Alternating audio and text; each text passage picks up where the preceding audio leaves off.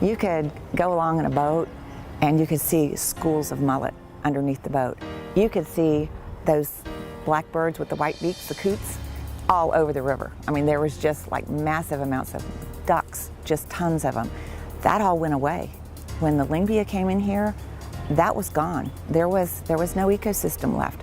There was no grass, there was no oxygen in the water, there was very little wildlife. And now that it's coming back, we're seeing the resurgence of the wildlife. We have opened up over 850 spring vents, taken out 99% of the phosphorus and 50% of the nitrogen from the water column as part of the restoration process. We have removed 400 million pounds of lyngbia, which is the size of about one of the largest cruise ships out there. And we've planted about 420,000 eelgrass plants.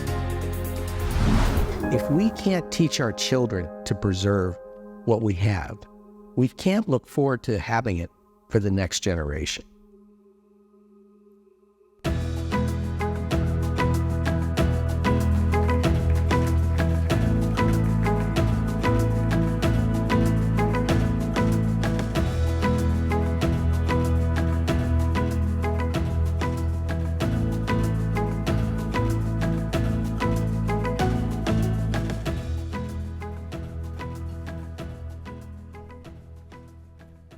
Hi everyone, I'm Lisa Moore with Save Crystal River, and this is Carter Henne with Shoreline, and Paul Cross with the Plantation Inn and Manatee Tour Company in Crystal River.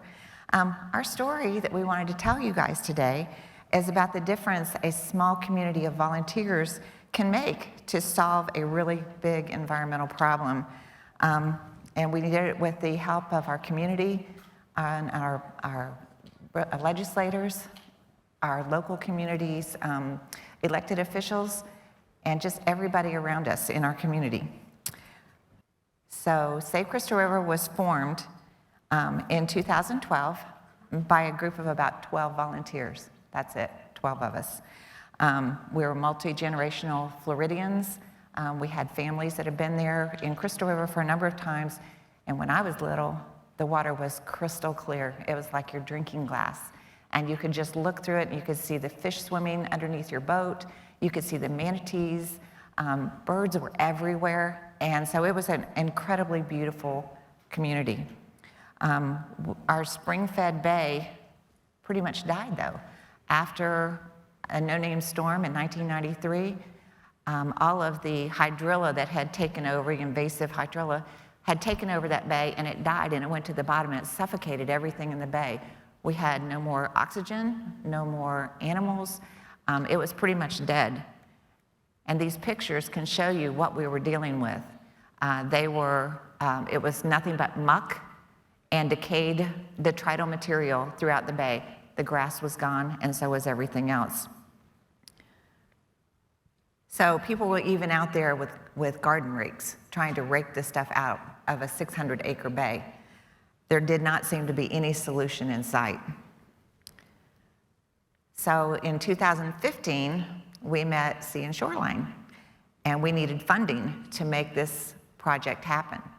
So we got with our school system and our community, and we wrote 6,000 letters and put them in 26 boxes that were decorated by the students, and we carried them all the way to Tallahassee.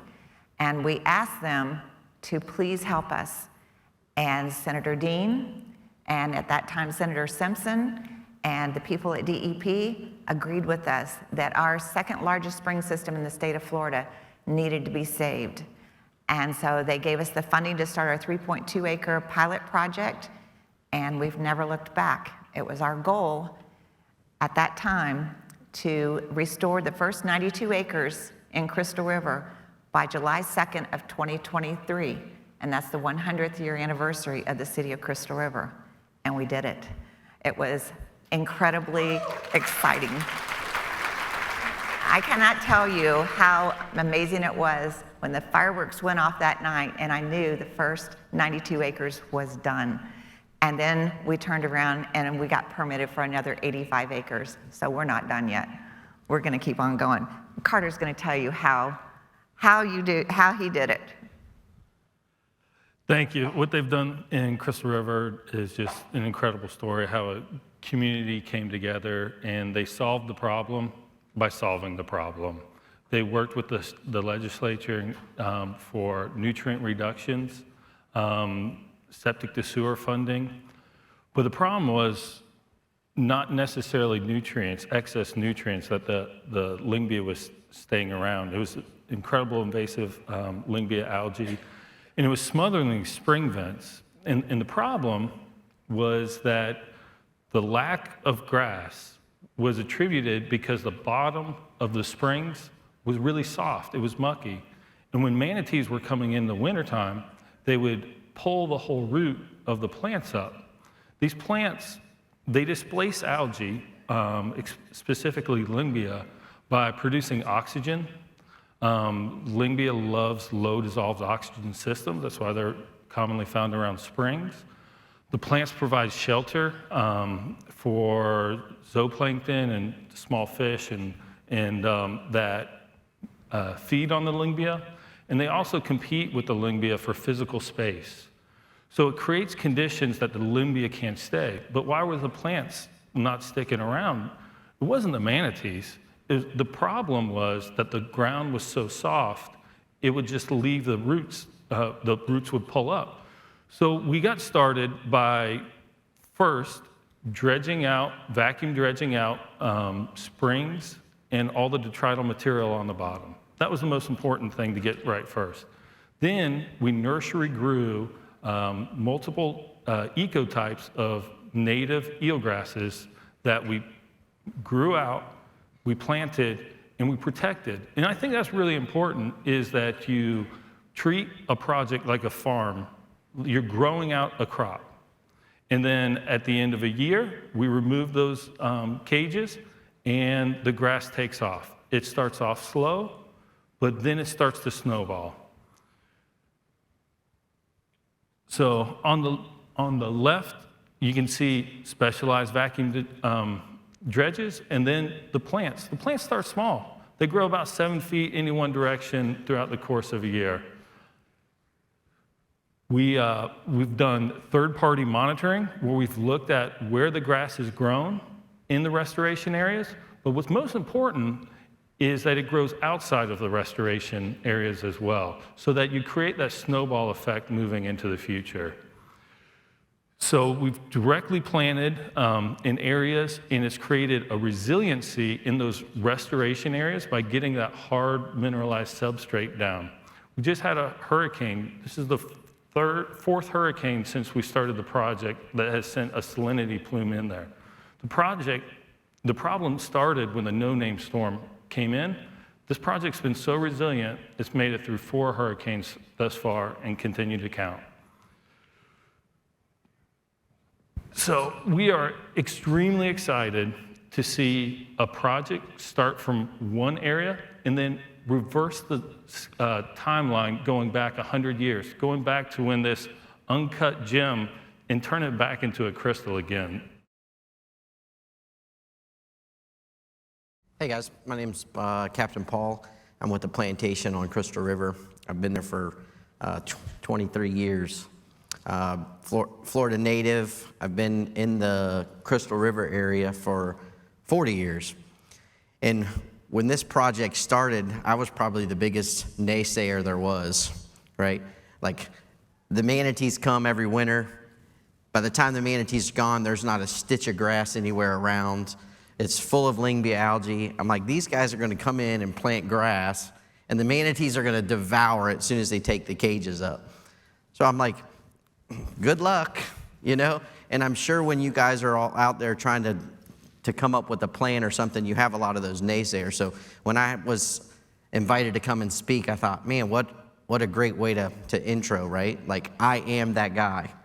And these two right here are absolute rock stars, right? You can see on the screen.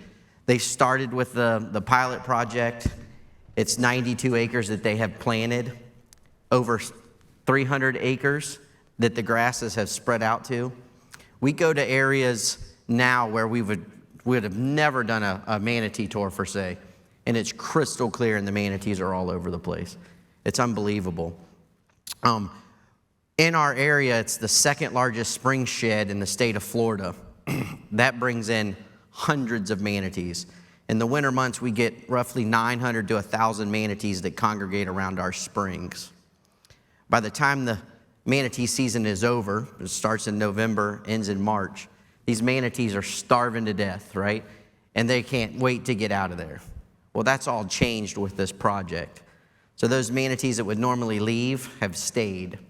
So what does that mean to our local economy? Right now, instead of the manatee season being over, I can run manatee tours all summer long. And when they first started the project, they started it in an area called Hunter Springs Cove. And a lot of the locals live in that area.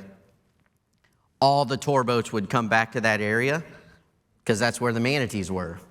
And they came to me and they asked, like the locals were kind of putting a lot of pressure on all the tourism. And I said, you want to solve the problem? Fund Save Crystal River, because the more funding they get, the faster this project spreads out. And here we are 4 or 5 years later from that point, and we're not huddled around Hunter Springs anymore because there's grass beds throughout the entire bay, and we can go anywhere we want and find a manatee in clear water. So again, these guys are the rock stars, right? You can see on the screen there, we talk about a little bit of statistics. 52% of the people that come to Crystal River are coming for the manatees. That business has been increased by 60% since 2013. That's equivalent to $2 billion. Like, what can we do in Florida that would impact a small area like ours more than what these guys have done for us? So it's absolutely incredible. And I personally thank you, and I know our whole community thanks you for what you've done.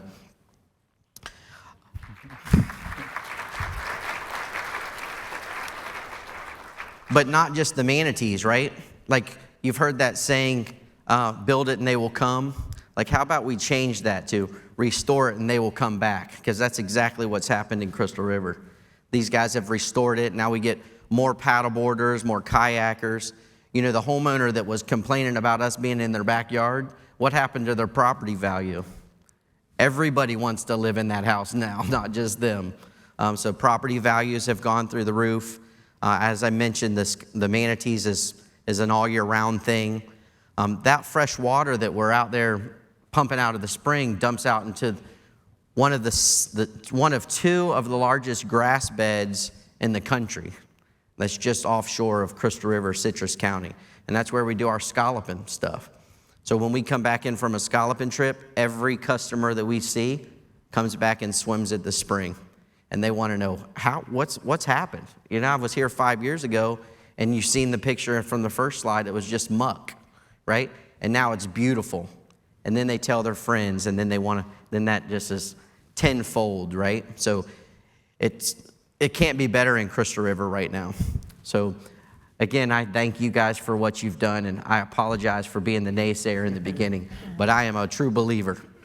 Thank you. So one of the most important things that we realized after the project was going really well and the grass was everywhere, and people were buying those kayaks that were clear just so they could see what was underneath them, and they could see the crabs and the fish and all the wildlife that was there. Fishing is phenomenal right now, by the way. I mean, you want to go snook fishing, tarpon fishing, bass fishing. I mean, I know people that have caught all three of those in the same day on the same lure. I mean, it's hard to believe, but that's what happened.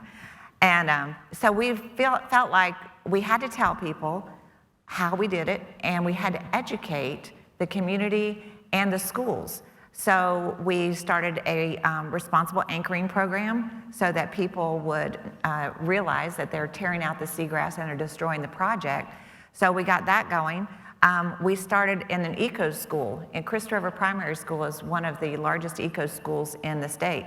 So we took grass from the river and water from the river and the seagrass provided by Sea and Shoreline. We took it all to the school, and every child in that school planted an aquarium of grass for their classroom. They did experiments all year, they exchanged information, and then at the end of the year, the whole 5th grade, we brought them all down to Hunter Springs Park, right in the middle of town, and they planted the entire school's seagrass. Every year, we've done that since 2015. So the kids are out there, and we even brought a mermaid, and the mermaid came out there, 2 of them, and helped them plant grass. And the local ice cream shop brought out the ice cream. Another group brought out the hot dogs. These kids know more about eelgrass and lyngbia than probably anybody else in the state.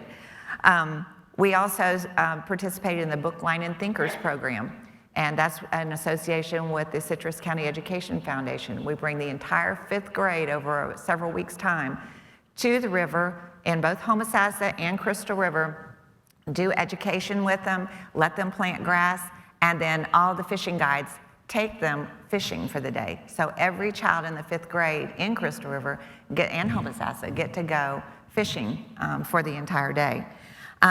We also got a grant to do an elementary school curriculum that's on our website so that we could share what we know with the rest of the world, really. Anybody can do this. We've put our online resources out there, we've put our story out there, and so we wanted to make sure that if there's any other volunteer group like ours, we're all volunteers, if there's any other volunteer group out there who has a problem, it can be solved, and you can do it just like we did. So we want to just tell you that never give up. We're not giving up. We're not stopping. And I hope that whatever environmental problem you have out there, you have the people that are dedicated enough and the backing of your state and local governments to come out there in your communities to go out there and make a difference, because it can be done. We did it. Thank you.